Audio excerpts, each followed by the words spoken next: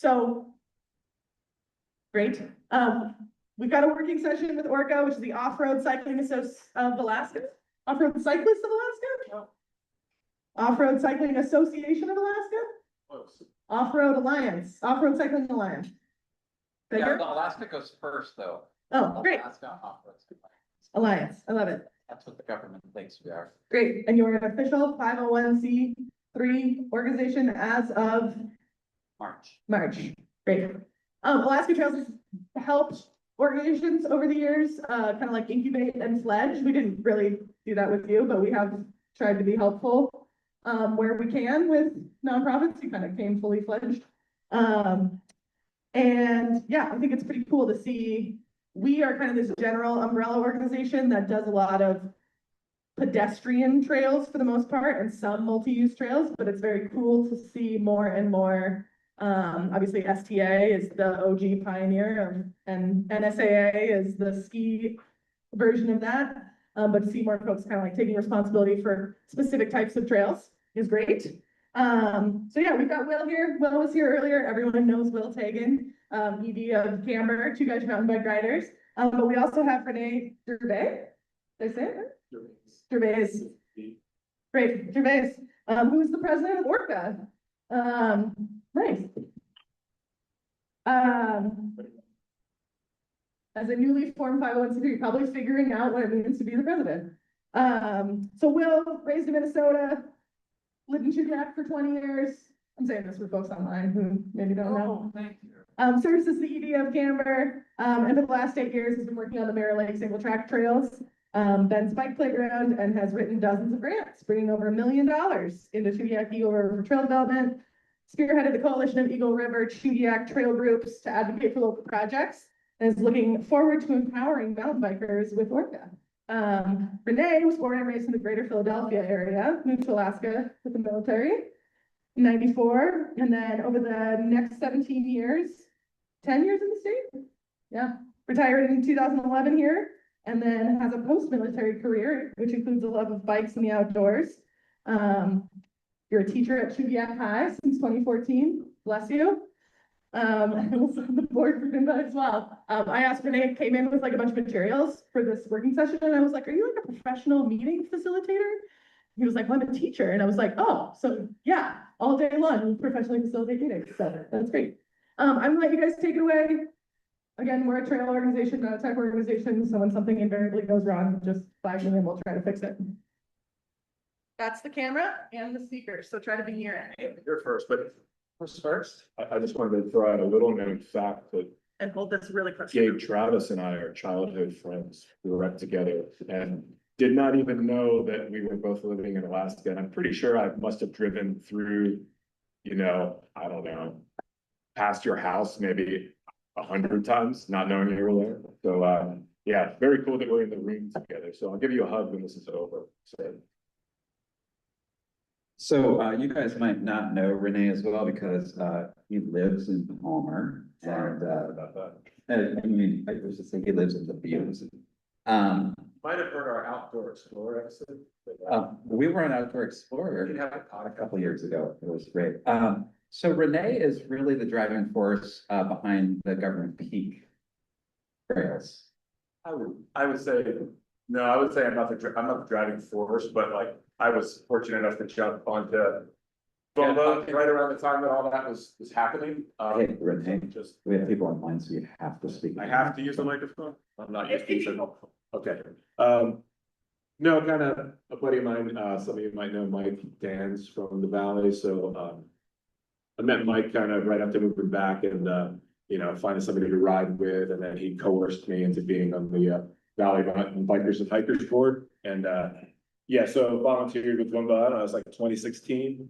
And so that was right around the time that a lot of the cool stuff was happening with ptarmigan trails. And yeah, and then just wound up being the, we call it the board chair out there.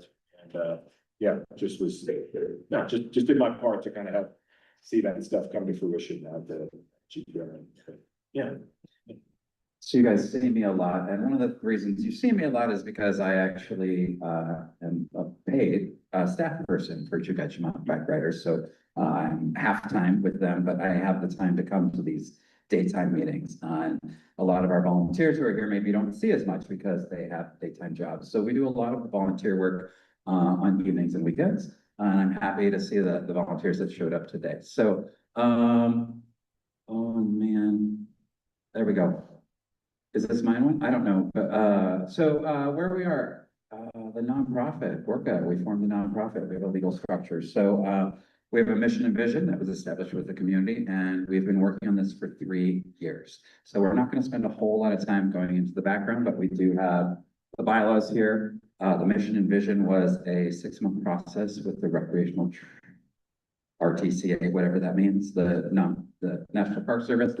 And this has been a 3-year process of a series of mountain bike summits and a series of meetings, and kind of with volunteers, we did it as we can. We have a steering committee of a larger group, but basically I thought through a series of public meetings, you know, where it's really the public process that we've been working through, even though it's not a legal public process. We're trying to get everybody to be invited into kind of this new organization. And so at the last summit, there was kind of a general consensus for the steering committee to move forward with all the paperwork and stuff. So we do have a steering committee of 7 people, and then 3 of us are the founders, just as far as legal purposes are. And so right now we have 3 founders. And the state gives us 6 months to formalize a board and do a report. So we are in the process right now of making that happen. So do you want to talk a little bit more? You got something to say? About that in particular? Yeah, so we're at a point now where I guess the devil's in the details. Right? Because everyone is like, this is a great idea. We should have more storytelling. We should support each other. We should do this. Who is we, right? And who are these groups? And so the one thing that we didn't decide on is what does that being a member of ORCA look like? Because we don't want to just make something up and then go to people and say, hey, you should sign this. It needs to be this two-way thing. So we have a deadline. We have 4 months. And now let's move on. I don't know if I said that super clearly, so René will help. I think so. I guess, you know, the general consensus from the community was that, yes, this is a good idea. We support it, and we think it could do a lot for all of us, our different groups, us as individuals. And yeah, I think one of the most powerful things for me is that, you know, like, Alaska is just one big playground, and so you might be from Anchorage, or you might be from the Valley, or from Fairbanks, but we like to travel the state and you know, see what's out there, right? And we get out of our own backyards and go explore. And so this just allows all of us to be part of that and look at it collectively. Like, you know, the state is our big playground. And so this is a way for, yeah, I'm from Anchorage, but I really feel invested about, say, what's going on in the Kenai Peninsula, because I love it down there. I spend a lot of time there. Small groups that could use help because they don't have the personnel that we have. And right, so just being able to collaborate, bring everybody together, share best practices, and you know, have this, we all have this vested interest in our sport across the state, which is really cool. And I think it'd be a really powerful thing. I mean, I've already written letters of support. Like, wow, cool. I don't even have a letterhead, but yeah, I'll come up with one so I can write letters of support. So yeah, so from this point, you know, we agreed it's something we want and need, and now we have it. And that we, as in the 3 founders, we're just names on a piece of paper, right? We did a little bit of work, but the we is us together. So from here, we have to figure out what exactly does that look, and we don't want to decide that. We collectively need to decide that. And so we were hoping that this session could kind of serve as a sort of a Sounding board. yeah, like a sounding board, sort of a data mining session where we could kind of talk to people from all different, you know, aspects, backgrounds, you know, of our community, and kind of get an idea of what people's expectations are for ORCA, and like kind of what you think we could do for you, or how do you see it, you know, and then what does it mean to be a part of it? Like, what is acceptable for you? And that would be super helpful for us. So hopefully we can leave here today with a bunch of scribbles on paper that we can go back and decipher and be like, oh, we got some real data here. We see the needs from the land managers, from the volunteers, from the trail builders, from our partner organizations. We got to put that all together and then develop, you know, what it means to be a member and what that model is going to be for us. And there are a lot of models out there. We're not trying to reinvent the wheel. A lot of people have done this really well in other places. And we're taking a little bit from here and a little bit from there and kind of our own flavor, right, and come up with what works for us. So that's sort of the intent today. So I really appreciate all you being here, because the more the merrier. The more data we have to dig through, the better. So I guess I'm making a big assumption here. Who here is familiar with ORCA? Who here is not familiar with ORCA? So maybe we should back up a little bit, right? So ORCA is, there was a few needs that weren't being met. One is, we have a lot of these, kind of what you saw with the Trail Town presentation I gave earlier. There's a lot of these small groups that are doing great work as volunteers, and their stories are not being told. They're not being told with the lawmakers, they're not being told with press, and they're not even being shared between the groups. And so one of the huge things that we saw there was a great opportunity was to, and I'm not saying it's not being told, I'm just saying we have a huge opportunity here. Like I don't want to get anyone, hopefully you guys will be gentle with me. One of the big things we want to do is have this voice to speak for mountain biking statewide. There's a national organization and we have our little trail groups, but we don't really have anyone to speak for the city or the muni. We don't have anyone to speak statewide, and it's hard to do that. You can't just go and say, oh, I speak for everyone, right?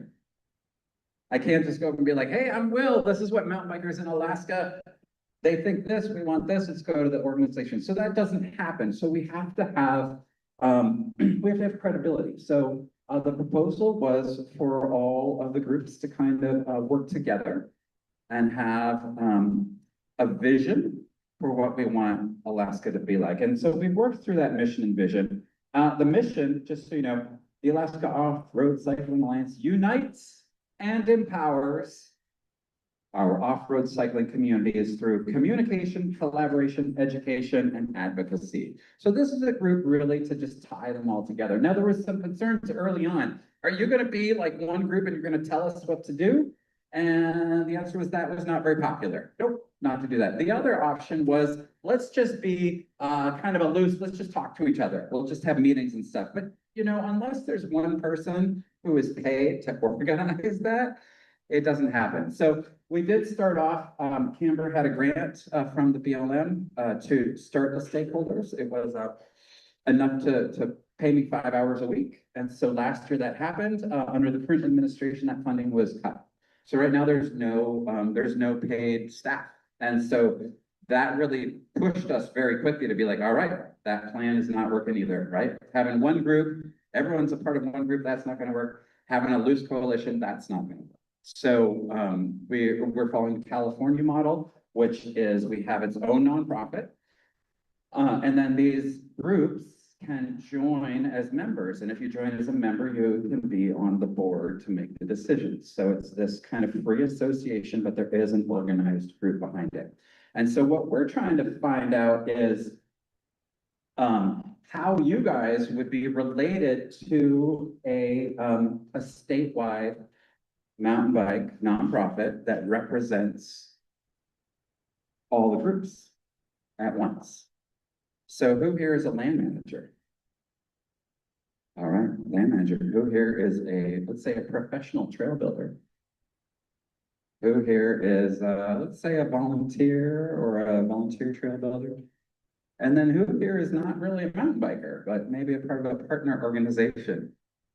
All right.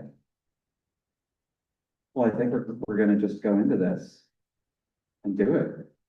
Okay. I feel like we're doing our best, you guys. So we thought what would be kind of cool, I don't know if you guys are game for this.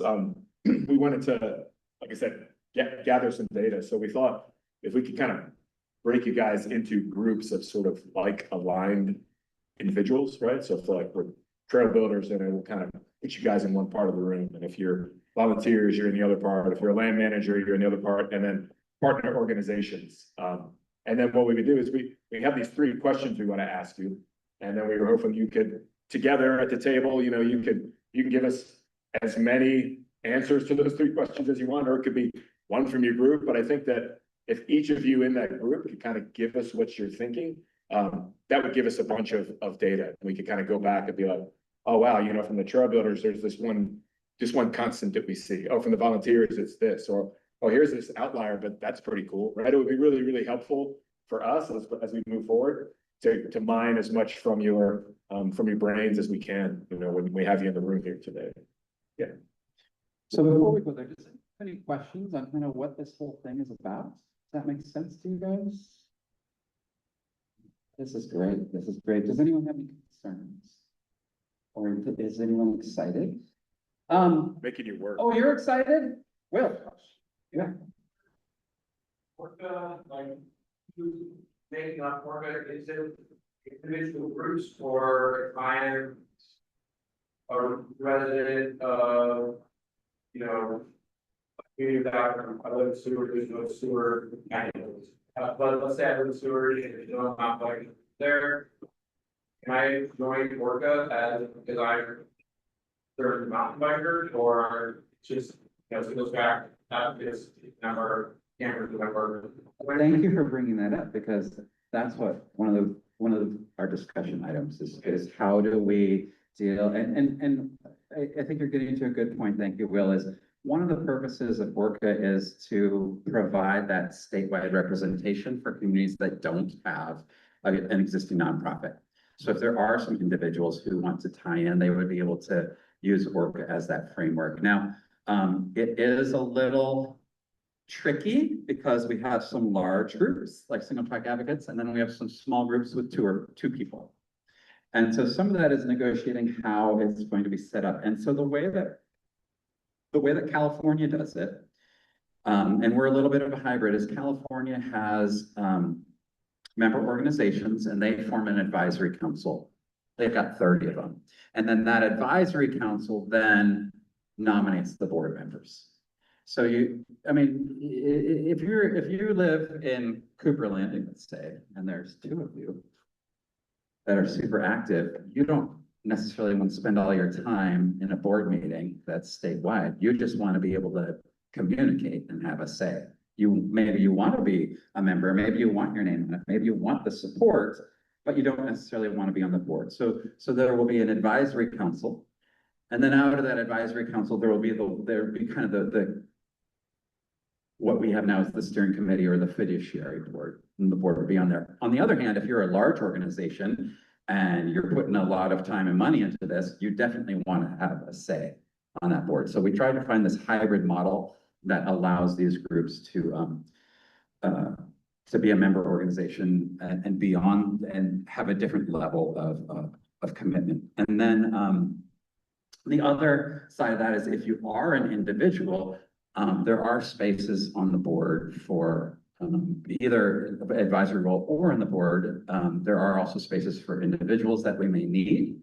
Like maybe we need a treasurer, maybe we need a secretary, maybe we need a fundraiser, maybe we need someone who's really tied into politics. The board itself is not limited just to the members, but it has that flexibility to work on its own. And that really came from what we heard from the community. Is there's a group of 7 people who are not necessarily board members on the other boards, but they want to make this statewide thing happen, but they're connected into the communities. So the answer is it's flexible, and that flexibility will be decided by the board. So if you're a member organization on the board, then you have that decision. But part of it is we're trying to make it best for everyone. And so really what we're trying to find out is, oh gosh, vision, problem solving, and participation. Right now, we're trying to figure out, okay, what is this thing? And wait, as a land manager, 3 years from now, if ORCA is working really well, what's better? how is this going to make things better for you as a land manager? If you are a club, 3 years from now, how is this gonna make things better for your club? If you're a general volunteer 3 years from now, how is this gonna make things better if you're a partner organization 3 years from now? How would this be better? And you guys don't know, I mean, we've been talking about this and we're kind of in our own heads, but we want to hear from you. Make something up. In fact, let's take a couple hands to get it started and then we'll divide people up. Sure. All right, anyone think 3 years from now, gosh, there's this new mountain bike coalition. It's all the groups speaking together, plus involving these smaller communities. We're working on, we got a trail town designation. Oh, I'll say something. We got a bike packing trail designation for the Kenai. The Bolt Act went through. Now we've got a nationally recognized bike packing. That would be something that we don't have a group working on that I would love to see. Anyone here, what would be helpful? George, 3 years from now, what's going great? Let's see more cooperation with all groups. More cooperation, okay. What else is going great? What would be helpful for you? Yeah, One place to find information. one place to find information. Facebook, some sort of websites, find all this information, there are so many different ways. That's top of the list. Oh my God, I love you. Thank you. One place to find information. What's another thing that's going great? Yes. Identify county goals and challenges. Yeah, what else is going great? What's awesome? This is a great idea. What's going well? Remember these secret items. There's $10 million for bike trail maintenance in the state of Alaska. One thing I've had is, you see the headline. What does the newspaper say? What are we known for? They're like, oh my gosh, this just happened. What happened? State park and. Oh, Chugach State Park is open to mountain bikes. Oh my goodness. It is open to mountain bikes already. Like, come on. All right, so we're gonna break into small groups.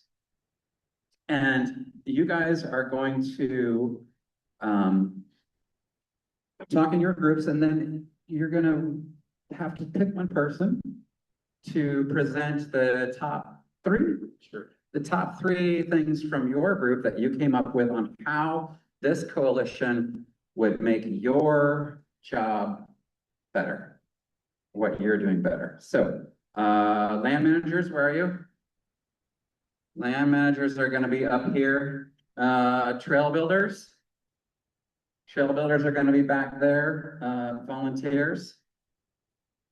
Volunteers are gonna be up here, and partner organizations are gonna be in the back corner. So stand up, introduce yourself to someone that you don't know very well. If you. For all those, where should they go, well? You could choose. You pick the one you're most excited about. Or yeah, it's exciting. If you do all this, what are you most excited about? Nicolette, Dennis. I'm gonna give them a list of how they. We can. These guys have ears to the lights. We have all these shades. I think I'll put this. Yeah.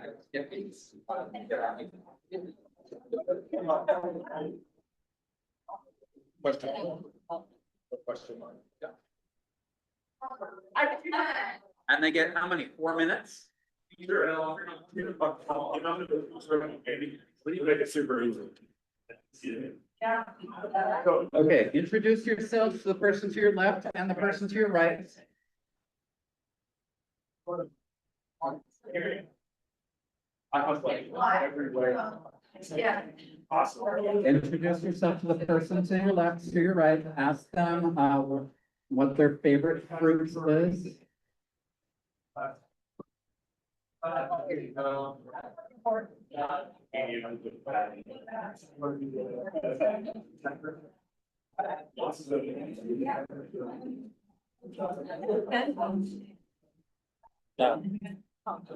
We've identified a fundamental problem, which is that there aren't enough volunteers. Yes, really. Oh, that's funny, because there are a lot of volunteers.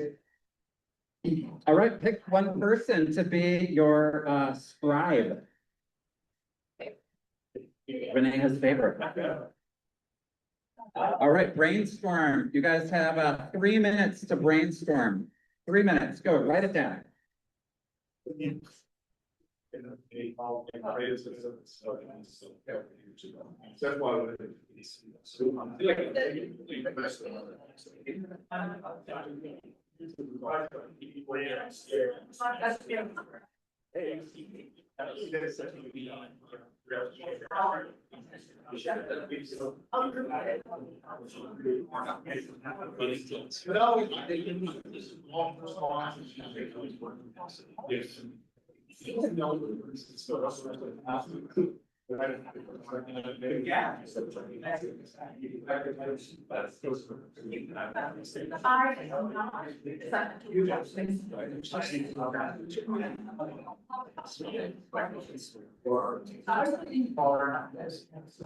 Let's just continue.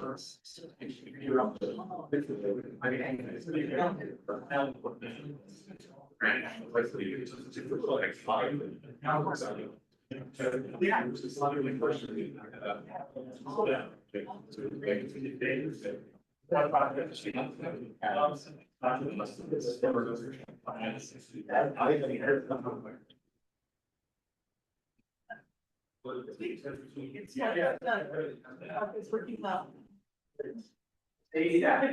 They could write that.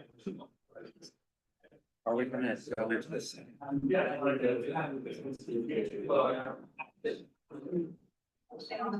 Don't know the other. This is the first question. Yes, First yes, question. first question on, Right? one at a time. If you guys don't mind putting, at the top of your paper, like, trail building group, volunteer group, just so when we collect these up, I know where they came from. Cool.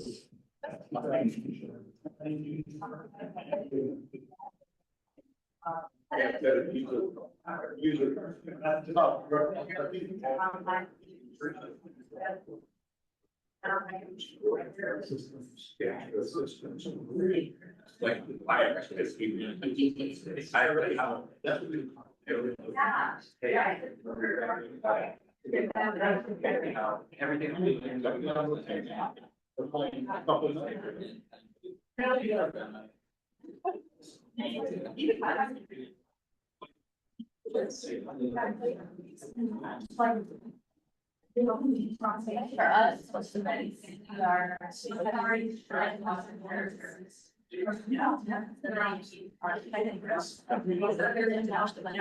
They're still.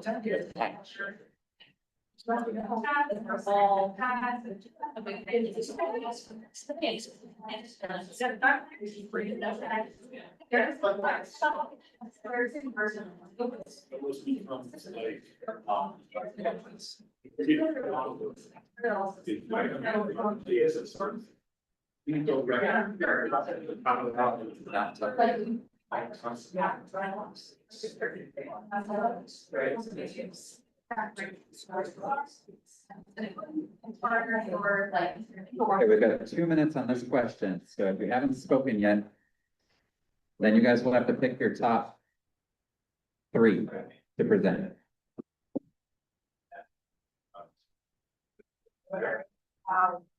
We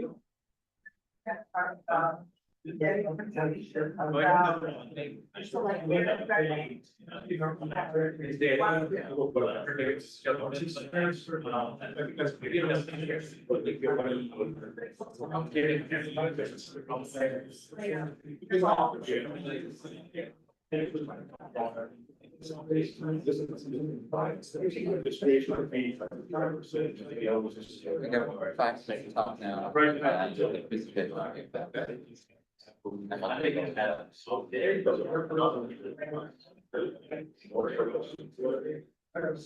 All this. I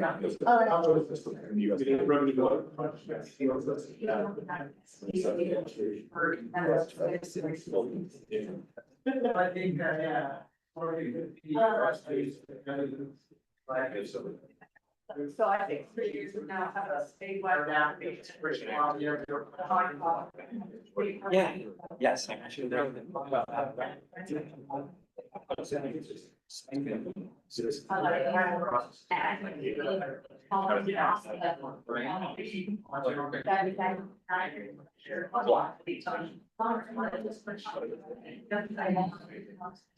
right, you guys, we're going to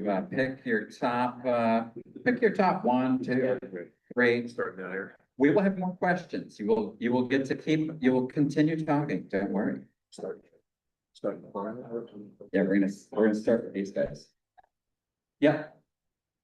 What do you think is your biggest, I guess you guys can discuss, or the person who's described can just choose. What is kind of the most significant, item on your list? Yes, information shared, we're kind of covered all of it. Information sharing. Yeah, it's that, trails. Where are trails? What type of trails? What's the statuses? Are they open? Are they closed? The, events, races, coordination, that connectivity across the state, like we were just talking. If you don't follow home recycling, you don't follow Fairbanks cycling, you have no idea what's going on. You may not know that they have a yard. I'm gonna repeat this for these people, but it's sharing of information for trails, what's open, trail quality, trail events, what's happening in Homer, right? How do we know that? So a place for information sharing. Anything else? Said the top one, so. The top one, let's go top one. Let's go back here, top one. Oh, all right, we're gonna go back to the trail builders, top one. Yeah.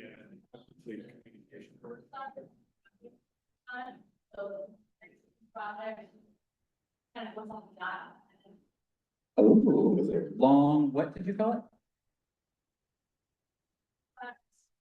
The longevity or the vision of long-term project, like what's coming down the pipeline? Multi-year projects. So for the trail builders, the key was that, being able to, and once again, information sharing, knowing what's going on in the state, what people have planned, what's coming up. So you guys, is that it or not? Like getting the bid tomorrow and start dating the week after that, like.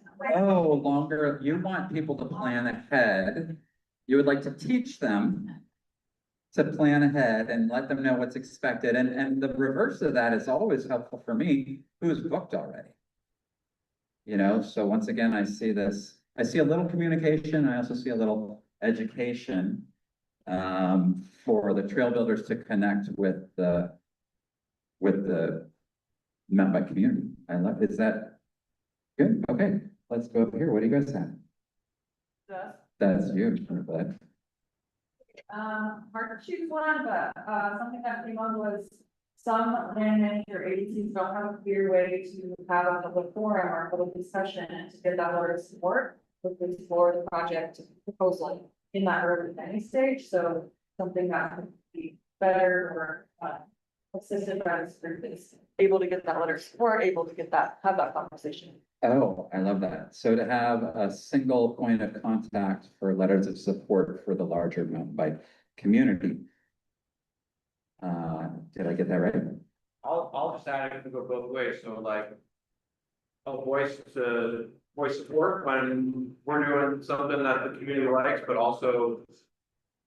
An opportunity for the community to say, hey, this doesn't work for us for these reasons. And, you know, right now, there isn't an official like.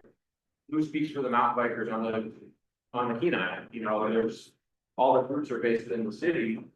But, you know, who do we talk to if we want to know, like, is this gonna be good for the bike community? So specifically, who speaks for the mountain bikers on the Kenai? So who speaks for these areas that are being used by regional groups, but don't have large populations living in them to work on? Well, does ORCA just speak for mountain bikers? How do gravel bikers, cyclocross racers, winter riders, how do those bikers fit in? Yes. That's exactly why it's the Off-Road Cycling Alliance. So it encompasses all those things. It was originally the Alaska Mountain Bike Alliance. It was renamed the Alaska Off-Road Cycling Alliance, to include basically all soft surface bike activities, so bike packing, cyclocross, mountain biking, gravel riding. We dabble a little bit in other off-road things like separated pathways, but in general, and this is something that the board needs to clarify, but in general, it's stuff that's not paved. Do the other people on the board kind of agree with that definition? Oh, are you ready, Mike? Let's hear Say stronger, more reliable funding stream, but fewer funding obstacles. it. Stronger, more reliable funding stream. I know how to do that. Let's talk. I'm sorry, I have some ideas. Awesome. You guys are great. We're going to continue the conversation. We're going to move on to the next question unless anyone has another comment that they would like to share about this question. They're all related. So you'll dive deeper into this. Next question. Oh, it's almost the same question, but what problem do you face today? I think it is the same question, but what problem do you face today that ORCA could meaningfully reduce, solve, or help coordinate around? Your number one's probably cover that. See if you have a second one. That would be maybe what problems do you face today? What are two things? All right, let's give you some time.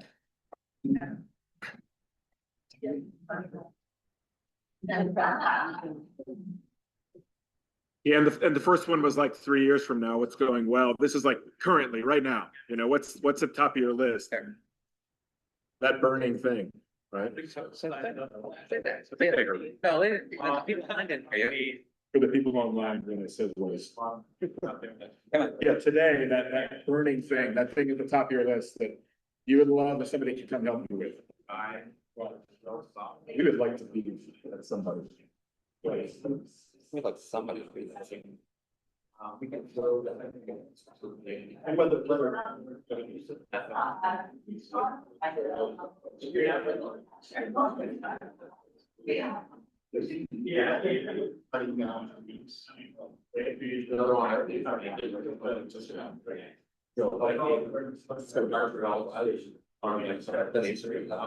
For these guys to sound. How many people are online?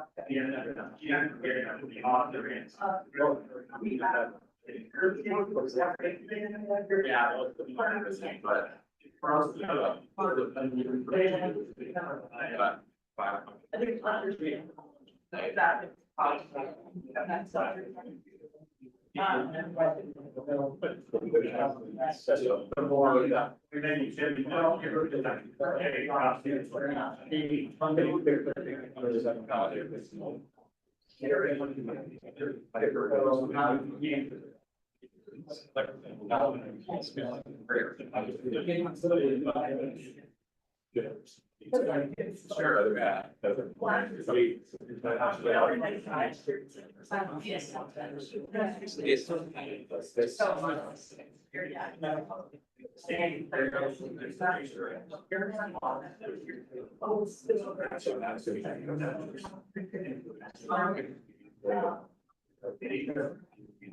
It's nice to hear these characters being about it. So, cities that have. Yeah, like. Think about it. Think about it. We say that. I know that is. Well,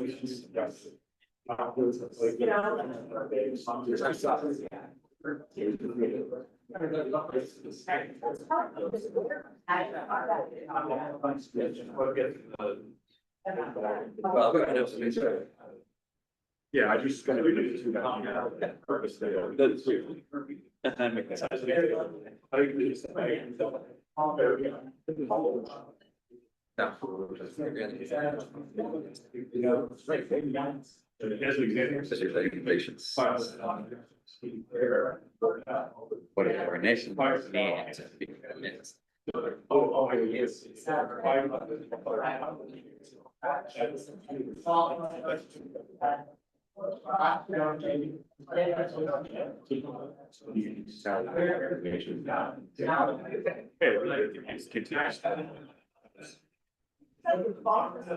I always say, hey, we lost 16,000 hours.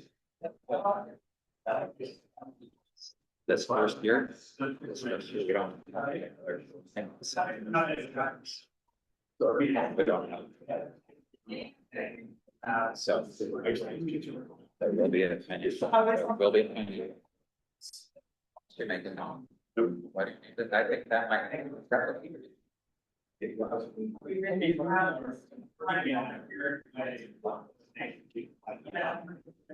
Somebody.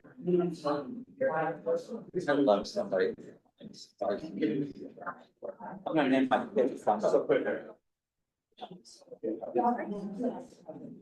All right, guys, let's wrap it up.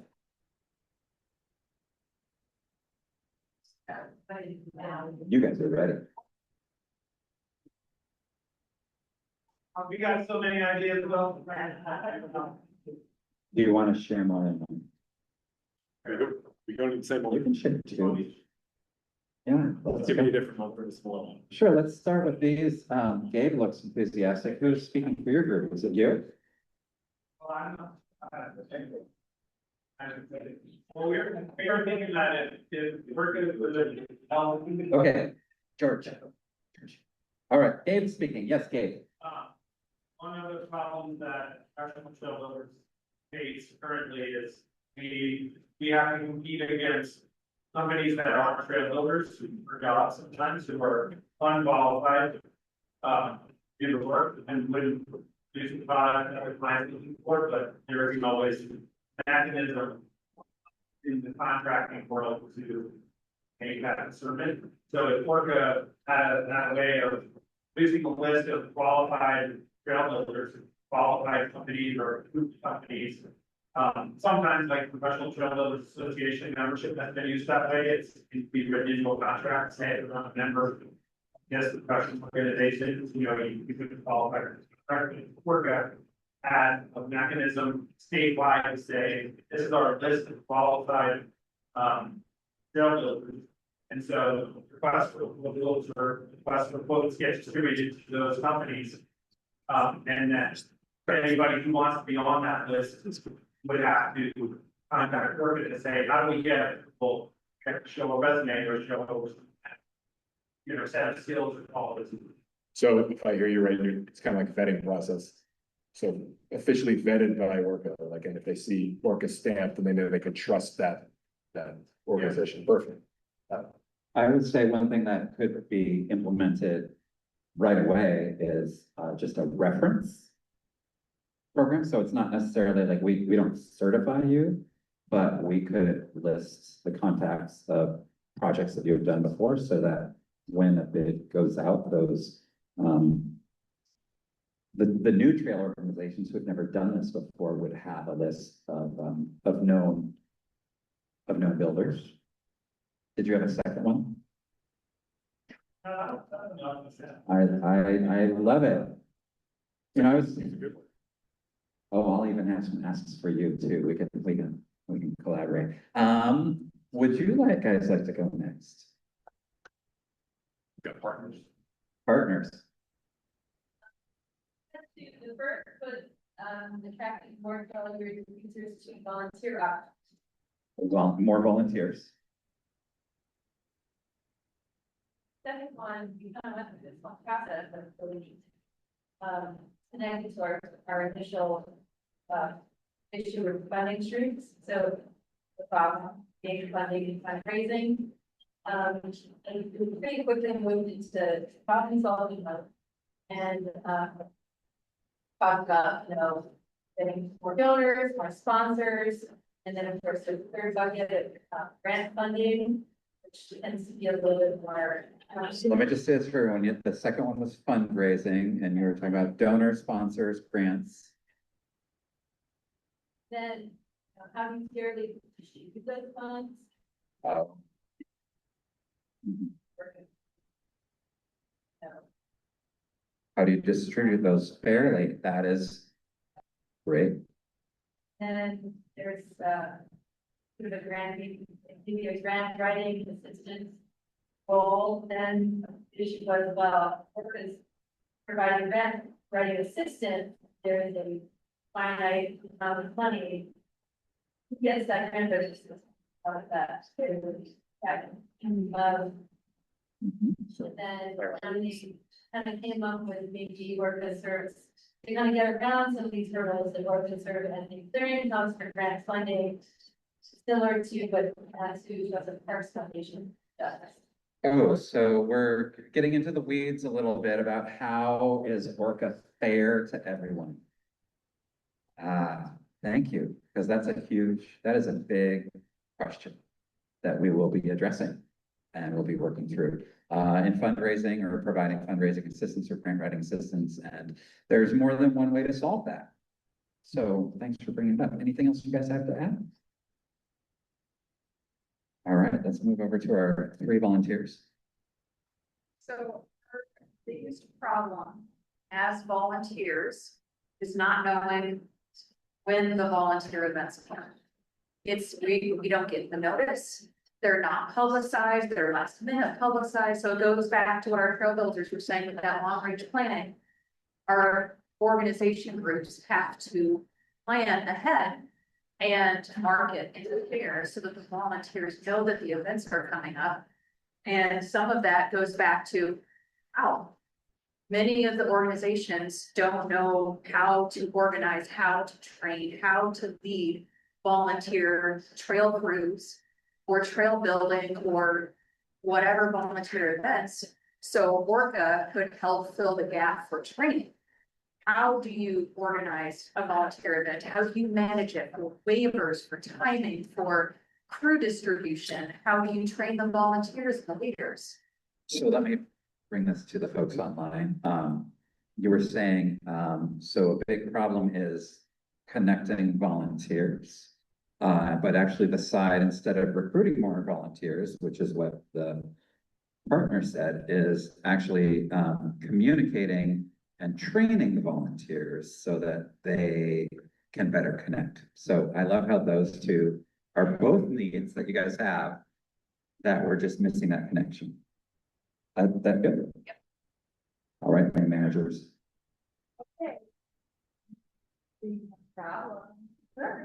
And, we'll talk about sometimes users have come from a wide variety of communities and cities or towns, but they might not know how to get back to trails, or they might not have that to volunteer on trails. So creating community ownership of trails and giving everyone defined avenues to give back, whether or not funds are all applies to all trails.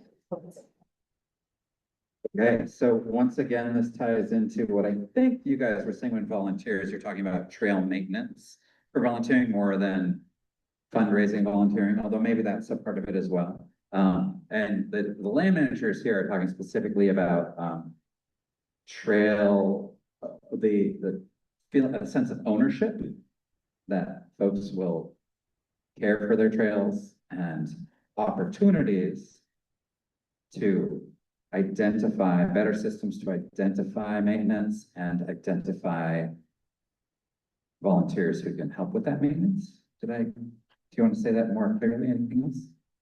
Yeah, the disconnection between where the volunteers maybe live and where they're recreating.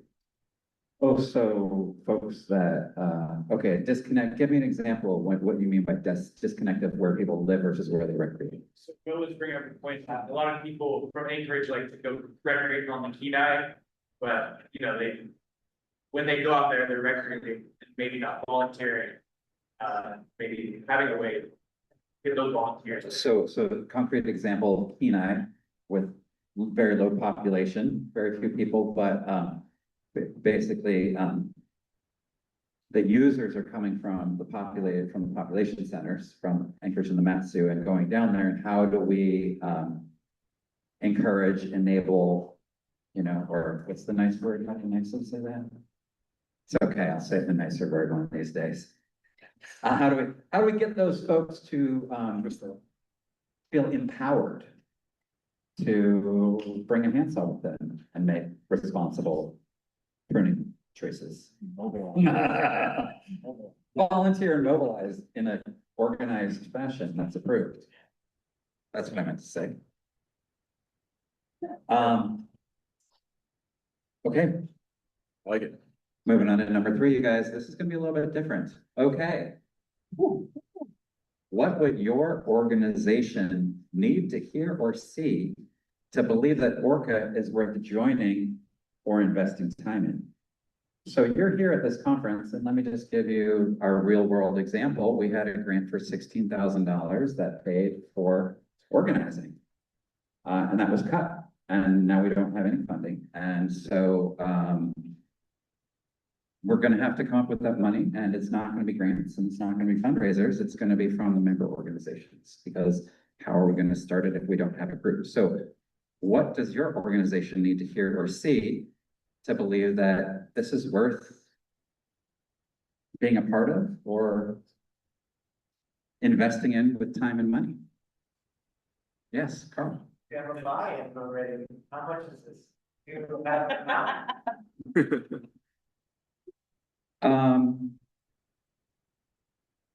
Only one group has bought in.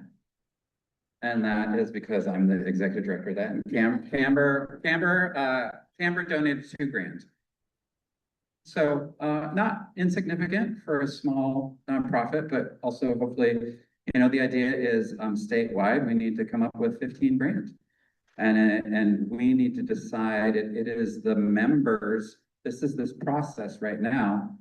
How do we, each group gets to say what's fair and what they want to give. There is no hard number. I have some proposals. The way that, there's several different models out there that we looked at. California has a, like they have a minimum maximum for their groups, which is several hundred to several thousand, but it doesn't go into the 10,000 or 20,000. IMBA also has a several hundred to several thousand, and then for the buy-in, and then they encourage donations on top of that. So, yeah, what would you feel comfortable recommending? It's you. You talk for Alaska Trails. What would you? What would you advocate Alaska Trails? That just think of it in yourself. Since you're working with Haley, what would you go to Haley and say that, Haley, I think we should help out. What does she need to hear and see? And we're not talking the money right now. We're not talking how much it's worth. We're not talking about, we're talking because that's going to be the next question. But this question is like, what is the value, right? And we'll go back to that. We're going through these, the vision, the problem, the values, and number 4 will be the participation. So right now we're talking about the value. What value is your group going to get? And it's all tied, right? What is the value that you would get, that you would tell them we're going to get to invest? I like to call that the WIFM, the what's in it for me, right? Everybody's got to have a WIFM. I mean, it's just the way it works, right? So yeah, what's the WIFM for your organization? All right, go. Oh, WIFM. It's a hard question. Yeah.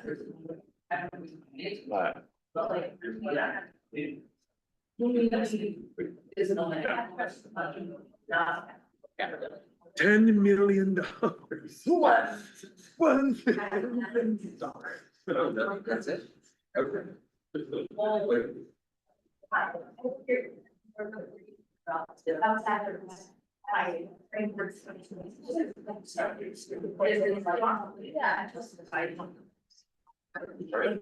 Yeah.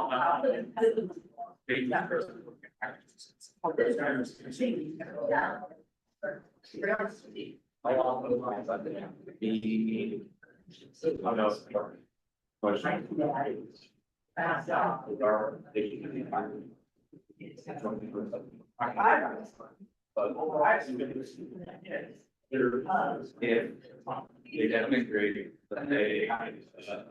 It's enough. It's about.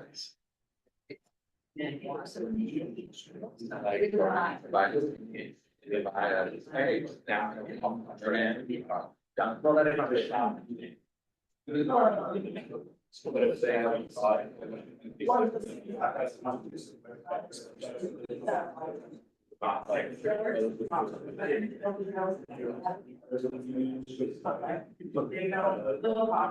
I looked, I did that map.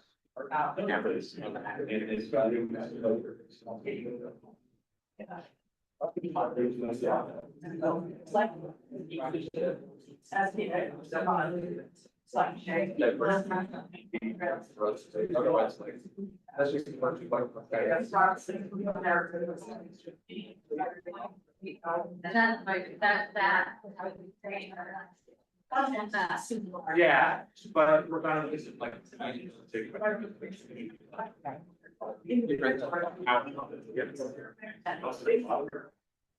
The bottom way. Weird. That makes.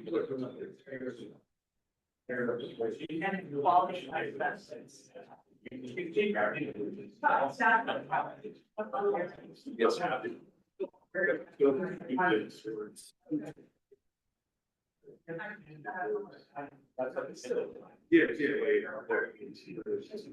Yeah, conversation.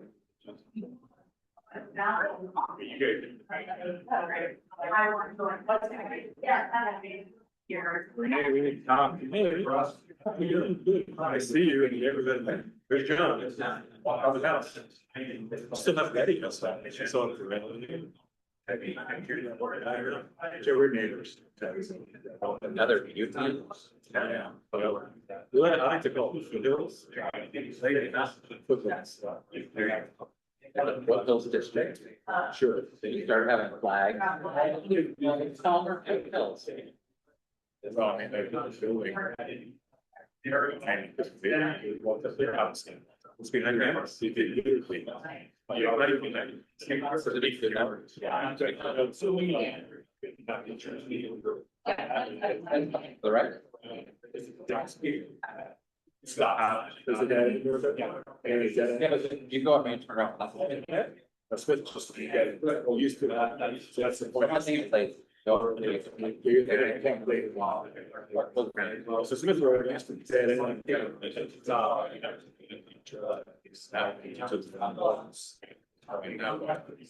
now there's a people that see that way. Certainly kind of like parallel down to the next. So 154. One thing I've been doing in Canberra. Well, they ever do in Canberra, and I haven't been a successful. So somebody that's those developments.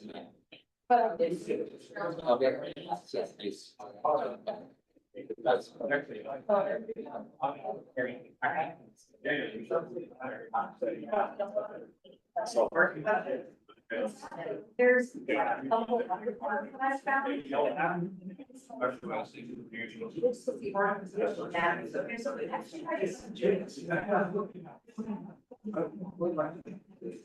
Neighbors always.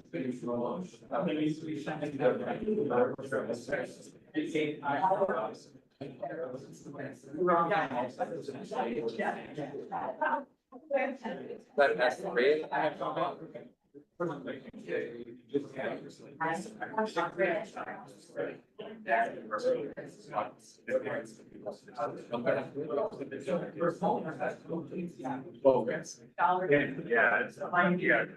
All right, guys. Come up with your number one reason you would tell your board that you should join. Or in the hood. Yeah, yeah. Or your boss, or your land manager, or your. Maybe you are the boss. Why would you tell your owner you should join? Mooney up. All right, who would like to go first? Oh, the land manager this time. They were first last time. Oh, wait, no, they didn't. You guys did, no. Ready? Land managers, why would you want to join or invest time in this coalition? Some things that stood out was, talking about. We do want to know that ORCA's mission is aligned with our mission as an represent all these groups would be represented. The whole community, we really want to see like the board is really diverse, not only in groups of users, but in geographic dispersal. And that was kind of know that we're hearing like experts choose from a variety of different groups. Like a mission alignment. So you would want to be involved so that you could, help guide the. Not God, no, we want you to have good representation of broad types of users, but we know when we come to you for the standards or the list of qualified projects and builders that got it all. And it's a good product. Okay, so So a you, one-stop shop for. The way I'm kind of. I'm trying to turn that into, the other flip side of that. Our service isn't gonna join ORCA, right, but we. Hopefully, we're listening to both of them, but it's gonna be easier for, Forest Service leadership to listen if they understand that. We represents a broad coalition of the bike community, it's not like, oh, this is the, basically, I think the worst outcome would be like, oh, that's Anchorage people that just want bike parks. Because we can't do that necessarily, but like it's, hey, they represent people from across the state that like riding bikes and riding different ways. And these are the things they're telling us that important, we should incorporate in communities. But if it's like, they just have this one kind of subset goal from one kind of sub community. The broader the coalition, the more our leadership has to listen. It's interesting, you read that question differently than I had thought I wrote it, but you did answer the question. So you need to see that, it's a broad coalition. For you guys to be a part of it. Like for us, like public comment, the broader the coalition that your comment represents, the more weight than we give it, and we're like, it's a good idea or a bad idea, Joe should know if it's a bad idea, it's like, okay, we need to consider that, but whatever, AARP, do whatever, all the old people of America think this is a bad idea, then we'll. I think we have some old people. What I mean, though. They think it's a great idea. Yeah, it's like any grant you write, the more people that can benefit from it, right? Yeah. So, Yeah. Look at that, the broader public if they want. we do have the bylaws here for those of you who want to geek out later, and there are some things in the bylaws to make sure it stays broad. I made 20 copies, so you have to fight over them. Let's move over here. What would your organization need to hear or see to believe that work is worth joining or investing time in? So as the volunteer group struggled with that, and kind of went rogue. We took it as I work for GTI. So if I was building a business case to my company of why should you invest in ORCA?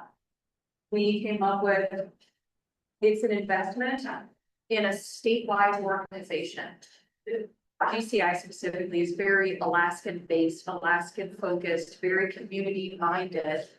And ORCA represents an organization that touches on, the entire state, not just a specific area, but the entire state. So from a business standpoint, supporting an organization like ORCA, you're supporting recreation, you're supporting trails across the entire state in the rural communities that we work so hard to get into. And many of those rural communities, what cell service is there? GCI. So now you have tourism, you have increased travel across the state. People are gonna buy a little prepaid burner phone. That's revenue for GCI. But it's that, what's in it for me? But it's also that community representation of, GCI supports trails. So the values in like the reach and the access, basically, right? Yeah, okay. I would say Francis took this as writing a grant, maybe, or writing a business case for her work, and how a statewide organization would be appealing to fund for a lot of these statewide companies, would expand the reach for funding. Great. You guys. It's one of the very small communities over. And very small silent, but would make it very worthwhile. We were a clearinghouse of grant opportunities. So instead of me having to pay to subscribe to one of the databases that have, like, searches for trails and will have anything coming up, all potential grants, that if ORCA did that, we're able to provide you with a list of potential grant opportunities. I'm not asking you to be a grant writer, because I think you're a long ways away from being like that resource, but just a clearinghouse with a list of names of potential grants micro. To be, I would pay you $1,000 to be a member right now. Are you a member of IMBA? I think so. So IMBA, to their, you can join IMBA and they provide you access to Grant Station. I already have. All right, so you're good with that. You want me to have the list for you? Oh, the foundations, the locals, and I really see that as. That would be, yeah, so in some ways, all right, help with finding funding. Or just means of family foundations or organizations. I'm asking you to do the application. So just help with finding funding opportunities. So I'm hearing a reoccurring theme from you guys over here. And the trail builders. I think that a state power where it's clear that this is an organization that well represents statewide clubs. You would like to see ORCA as And we're. for to invest, you want to see that it's gonna happen. It's gonna be.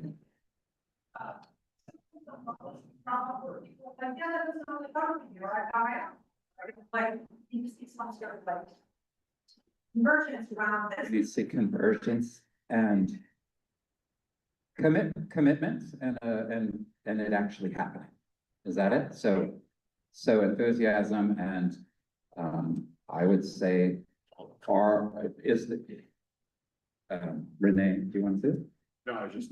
Renee said follow through from the clubs, like do the clubs actually join or not? Like if it's just 2 clubs, then it's not really, like do the clubs actually commit to it? Does it happen? I have a goal of a 3-year commitment from anyone who joins, like, let's stick it out for 3 years. That's my personal goal, but I'm not the decision maker, because I think you're right. You can't just do 1 year and we've been working on this for 3 years. Another 3 is a reasonable ask to commit to making it happen. That's what I would like to see. Any other comments on what you need to see from ORCA to make it worthwhile? You also said like endurance, like it needs to have longevity, right? It's just okay, not a flash in the pan. Yeah. Flash in the pan. All right, so here is the last question. For that longevity, for that fundraising, for those opportunities, for that information sharing, what do you expect to do, contribute, or commit in order to make this vision real. So, Carl asked, well, how much money are we talking about? How much time are we talking about? And the real answer is, we do have bills to pay. We also have stuff we want to do, right? So, it's not, it isn't something where you pay in and stuff happens. It's that this is what opens the doors, right? This is the thing that we join and then we can do more stuff. So, I think Natasha had a great thing. It's not a vending machine. It's a gym membership. You don't put your money in and get stuff out of it. You put your money in and then all of a sudden you have access and opportunity to all these wonderful things that you can do. What do you expect? What do you expect to do, contribute, or commit in order to help make this vision real? And we're gonna have 5 minutes of this, and then we're gonna try to wrap it up. And then tonight we will be presenting these to the clubs. It's 7 p.m. 6 to 8. We will be having our mountain bike social out on the patio there, and at 7 p.m. we'll have a presentation. Yeah, so this one is just like, what's your part in it all? Right? How do you see yourself, right, contributing?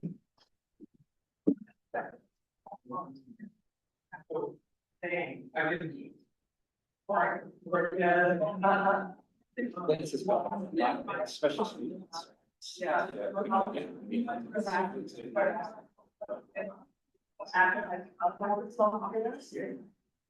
So I volunteer.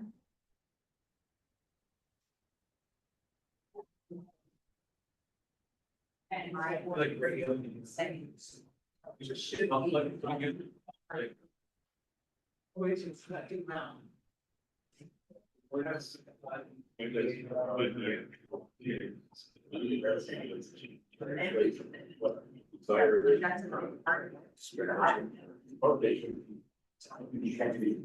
Right.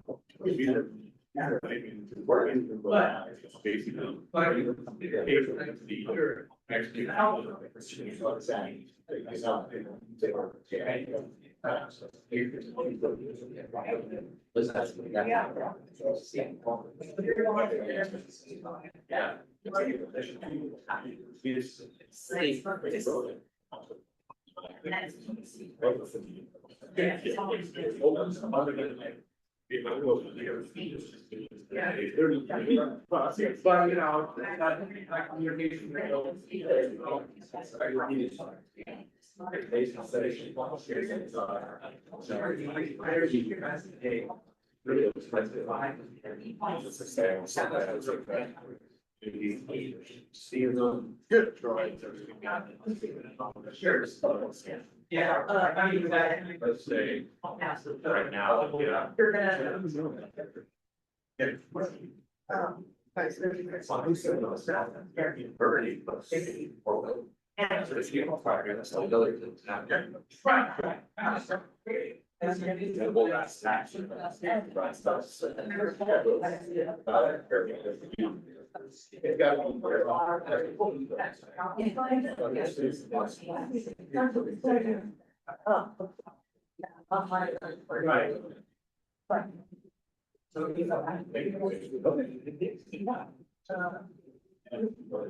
Right.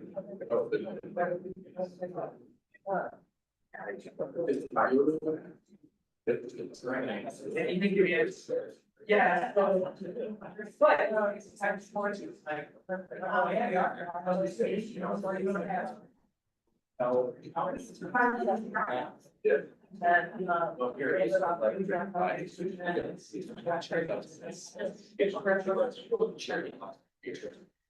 That's really great.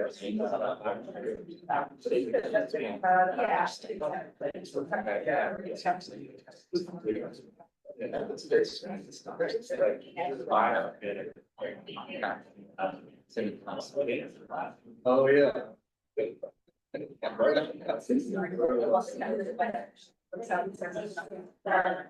Some reason. I went to a zero. All right, guys. Thank you. All right, guys. The message to wrap it up. I have 30 seconds left on my time. 48, so it's 3 minutes.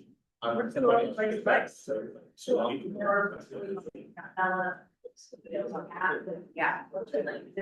All right. Pick your top 1, 2, or 3. 1, 2, or 3. What do you want? What do you expect? What do you expect to do, contribute, or commit in order to help this vision, make this vision real? Who would like to go first? No one wants to go for Who would not like to go first?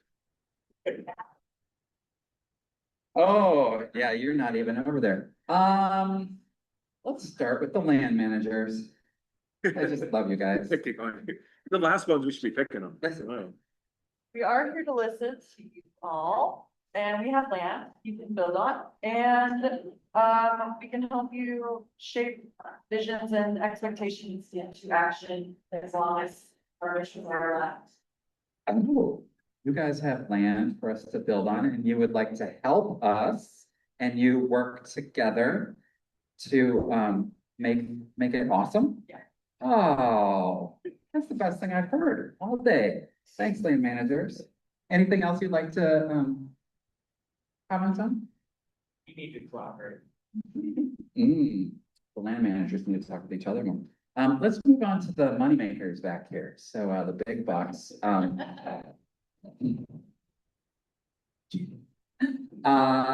Trail builders, what do you expect to contribute, commit, or do to help make this vision real?